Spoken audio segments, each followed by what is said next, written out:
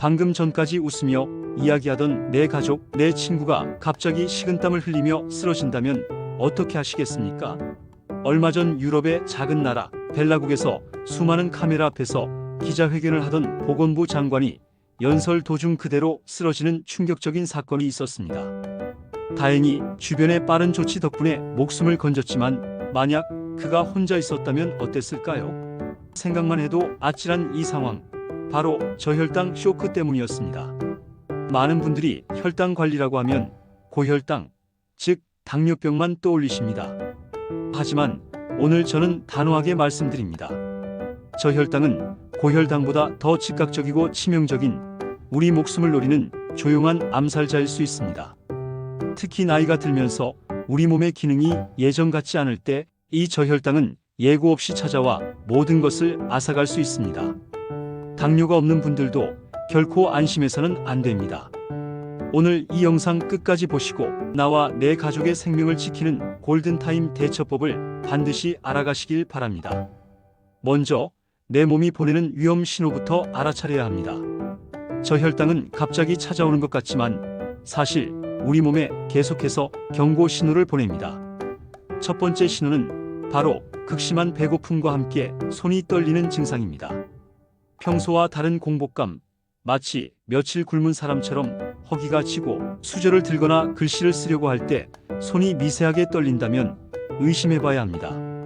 여기에 불안하고 가슴이 두근거리며 식은땀이 등줄기를 타고 흐른다면 이는 혈당이 위험 수치까지 떨어지고 있다는 명백한 증거입니다.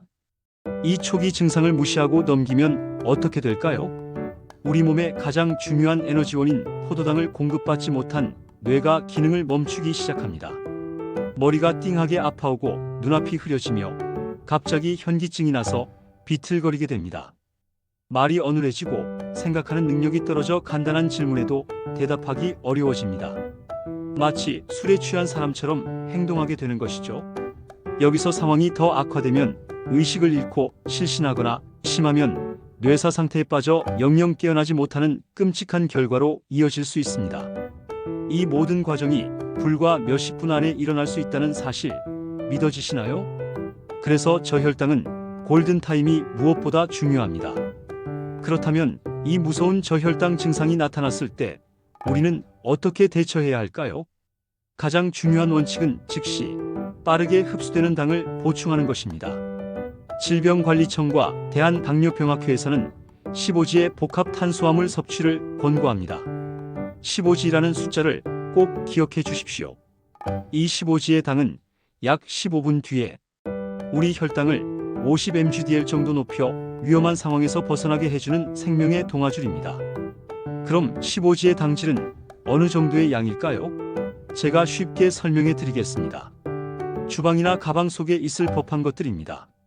첫째, 사탕 3개에서 4개입니다. 둘째, 꿀 1숟가락입니다. 셋째, 설탕 1숟가락을 물에 타서 마시는 것도 좋습니다. 넷째, 오렌지 주스나 콜라 같은 가당 주스 4분의 3컵, 약 175ml 정도입니다. 다섯째, 시중에서 파는 작은 요구르트 1개도 괜찮습니다. 여기서 정말 중요한 주의사항이 있습니다. 많은 분들이 급한 마음에 손에 잡히는 단 것을 찾으시는데 이때 초콜릿이나 아이스크림, 케이크를 드시는 경우가 있습니다. 하지만 이것은 아주 위험한 잘못된 선택입니다. 초콜릿이나 아이스크림에 들어있는 지방 성분이 당의 흡수 속도를 현저하게 늦추기 때문입니다. 우리는 지금 1분 1초가 급한 응급 상황이라는 것을 잊어서는 안 됩니다. 당이 빨리 몸에 흡수되어 뇌로 전달되어야 하는데 지방이 그 길을 가로막는 셈이죠. 응급 상황에서는 오직 빠르게 흡수되는 단순당만이 정답입니다. 이렇게 15g의 당을 섭취했다면 바로 안심하지 마시고 15분 정도 편안히 앉아 기다려야 합니다. 그리고 15분 뒤에도 증상이 나아지지 않거나 혈당을 쟀을 때 80mg/dl 이상으로 오르지 않았다면 다시 한번 15g의 당을 섭취해야 합니다.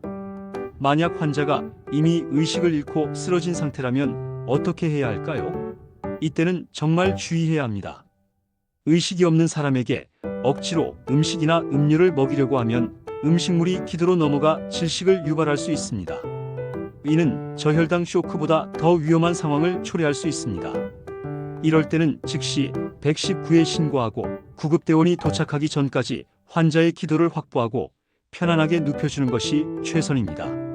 자, 그렇다면 이 무서운 저혈당은 왜 생기는 걸까요?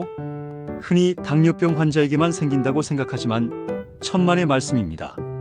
당뇨병 전 단계에 있는 분들은 물론 아주 건강한 일반인에게도 얼마든지 나타날 수 있습니다. 가장 흔한 원인 중 하나는 바로 잘못된 다이어트와 운동 습관입니다. 건강을 위해 아침 식사를 거르고 공복 상태에서 등산을 가거나 헬스장에서 무리하게 운동하는 분들 많으시죠? 우리 몸은 잠자는 동안에도 계속해서 에너지를 사용하기 때문에 아침에는 혈당이 가장 낮은 상태입니다. 이때 음식을 통해 에너지를 보충해주지 않고 격렬한 활동을 하면 몸에 남아있던 얼마 안 되는 포도당마저 모두 소진되어 저혈당에 빠지기 쉽습니다. 아침 공복 운동이 독이 될 수 있다는 사실 꼭 기억하셔야 합니다. 과도한 음주 또한 저혈당의 주범입니다. 술, 특히 빈속에 마시는 술은 우리 간이 포도당을 생성하는 것을 방해합니다. 그래서 술을 많이 마신 다음 날 아침 심한 저혈당 증상을 겪는 분들이 많습니다. 물론 당뇨병을 앓고 계신 분들은 더욱 주의가 필요합니다. 인슐린 주사나 혈당 강화제를 투여하는 분들은 약물 용량이 너무 많거나 식사를 거르거나 평소보다 운동을 많이 했을 때 저혈당이 발생할 위험이 매우 높습니다. 따라서 본인의 약물과 식사, 운동량 사이의 균형을 잘 맞추는 것이 무엇보다 중요합니다.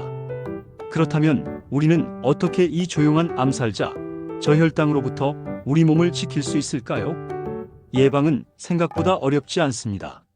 몇 가지 생활 습관만 바꾸면 충분히 가능합니다. 첫째, 규칙적인 식사가 가장 중요합니다. 아침 식사는 보약과도 같습니다. 절대로 거르지 마시고 매일 정해진 시간에 3끼 식사를 하는 습관을 들이십시오. 혈당을 급격히 올리는 흰쌀밥이나 흰 밀가루, 설탕이 많이 든 음식은 피하는 것이 좋습니다. 대신 현미나 잡곡밥, 통곡물빵처럼 천천히 소화되고 흡수되는 복합 탄수화물을 선택하세요. 둘째, 식사 순서를 바꿔보세요. 식사할 때 채소를 가장 먼저 드셔보십시오. 채소의 풍부한 식이섬유가 위장에서 당의 흡수 속도를 늦춰 혈당이 급격하게 오르내리는 것을 막아주는 완충제 역할을 합니다. 셋째, 운동은 반드시 식후에 그리고 적당히 하셔야 합니다. 공복 운동은 피하고 식사 후 12시간 뒤에 가볍게 걷거나 스트레칭을 하는 것이 가장 좋습니다. 만약 운동 강도가 높다면 운동 중간이나 전에 간단한 간식을 섭취하는 지혜가 필요합니다. 넷째, 당뇨병 환자라면 외출 시 항상 사탕이나 주스 같은 비상식품을 휴대하는 것을 습관화해야 합니다. 언제 어디서 저혈당이 찾아올지 모르기 때문에 나를 지킬 최소한의 안전장치는 스스로 마련해야 합니다. 사랑하는 행복천사 구독자 여러분, 오늘 우리는 저혈당이 얼마나 무섭고 또 어떻게 대처하고 예방해야 하는지에 대해 자세히 알아보았습니다. 저혈당은 나는 아니겠지라는 안일한 생각이 가장 큰 위험입니다. 오늘 배운 내용을 꼭 기억하셔서 나와 내 소중한 가족의 건강을 지키는 든든한 지식으로 삼으시길 바랍니다. 건강은 건강할 때 지키는 것이 가장 지혜로운 방법입니다. 오늘 영상이 여러분께 큰 도움이 되셨다면 구독과 좋아요 버튼 꼭 눌러주세요.